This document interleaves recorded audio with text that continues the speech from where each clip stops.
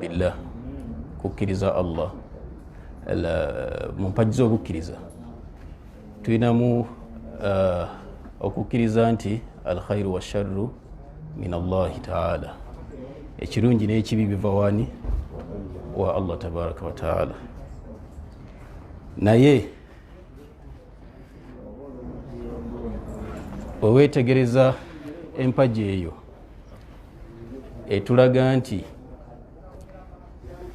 ekibi kikola ki? Ekibi n'ekirungi biva wani?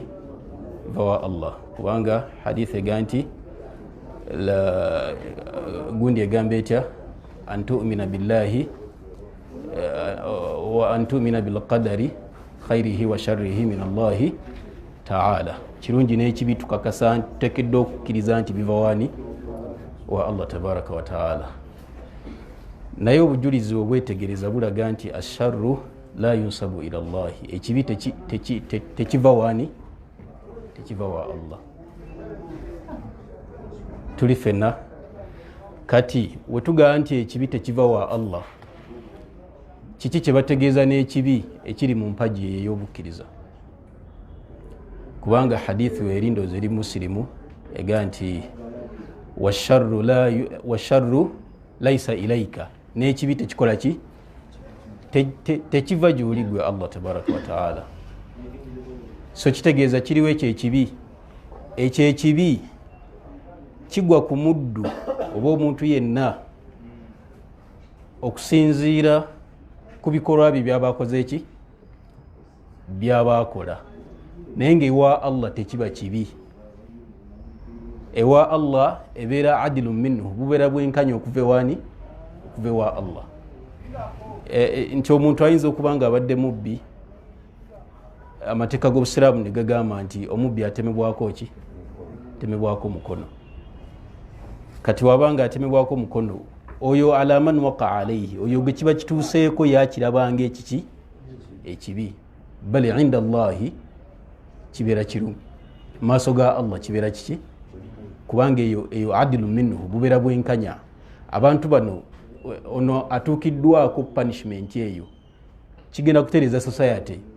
Abamuli around bagenda kutya bagambe nti naffe tutya okukola ki? Okugwa mu ekyo kyennyini, kubanga Allah ajja kukola ki? Ajja kututuusaako ekikyamu ekyo, ekibi ekyo. Allah agamba nti fajaalnaha nakala lima baina paka aya gye zikoma. Allah yakifuula nga ibra, kyakulabirako bali be yafuula enkobe na biki. Wa maw'idhatan lilmuttaqina, nakubuulirira eri abo bakola ki? Abatya Allah tabaraka wa taala. Ne aya endala empitirivu eziraga obujulizi obwo. So tetuyinza gamba nti asharru yunsabu ila Allahi abadan, ekibi tekiyinza kukola ki? Kugamba nti kiva wa Allah. Wabula ye yakigera nga bubeera bwenkanya eri omuntu oyo. Kati okusinziira ku ebyonono byaffe bye tukola, era singa ekibi ekyo kiba kikutuuse ku kadari ya Allah, kitegeeza nti kigenda kutereeza society. Abantu badde bakulaba obadde okola ekikyamu, Allah n'akusasulamu kino, so kitegeeza nti abalala bagenda kutya okukola ki? Okugwa mu kikyamu ekyo. Kyovola era omuntu ne wabanga alwadde, kiyinza okuba nga kigeza okuva ewa Allah, oba Allah n'abanga akimuwadde nga kirimu empeera. Ma yusibu almuslimu min nasabin, omuddu talina kyatuukibwako akaba kamufumise oba obulwadde bw'obeera afunye okujjako nga Allah akola ki? Agenda muwaamu empeera. So kitegeeza nti fe abantu tukirabanga ekibi, naye mu maaso ga Allah tewavaayo ki? Tewavaayo kibi. Obujulizi bwe butwe bukola ki? Bwe bugamba. Concept eyo tugitegedde bulungi. So mukkirize tukomaawo okujjako ngeri alina kyakola ki? Kyabuuza ku nsonga eyo. So nabwe kityo kyonna ekiba kikutuuseeko, omuddu n'akola ki? N'agumiikiriza. N'ogumiikiriza, n'okola eki? N'okolebwa, n'otakuba miranga, n'otalowooleza nti baba ndoga n'ebirala bifaananako bwe bityo. Empeera ya Allah ekola ki? Weeri gy'ogenda ofunamu ogwo musiiba gw'okoze ki? Allahumma ajurni fi musibati wa akhlif li khayran minha. Sabe duweeyo Allah akukyusizemu ekikola ki kisinga ku ekyo.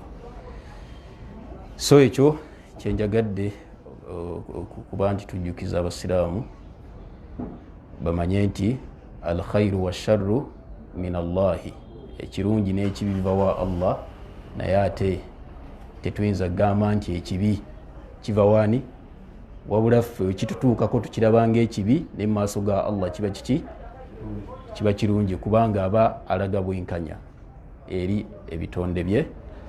Wa sallallahu ala sayidina Muhammad wa ala alihi wa sahbihi wa sallim. Eri alina kyabuuza? Naam. Wa alaikum salam.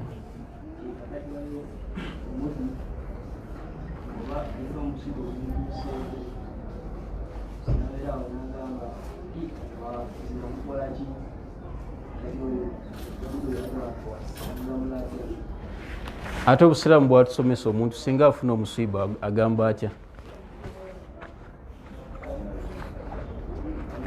Owulidde ssebo? Kubanga eddwa bakola ki? Bagituwa. Oba ofiiriddwe omuntu inna lillahi wa inna ilaihi raji'una n'ebigendererwako. Allahumma ajurni fi musibati, Allah nkusaba ompe empeera mu musiiba gwe nkoze ki, gwe nfunye, wa akhlif li khairan minha, onkyusizemu ompemu ekikola ki.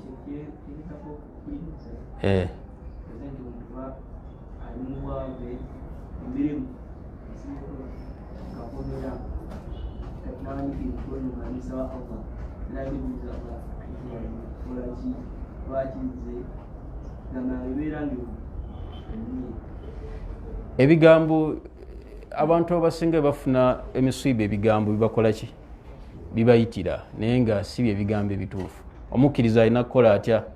Asaburu inda sadamati al-ula, ogumiikiriza tubulaba mu kaseera ako kukola ki, akasookerwako. So ebigambo yaba abayogedde aba alina kusomesebwa, amugamba nti ebyo si bye byatusomesebwa enjigiriza entuufu.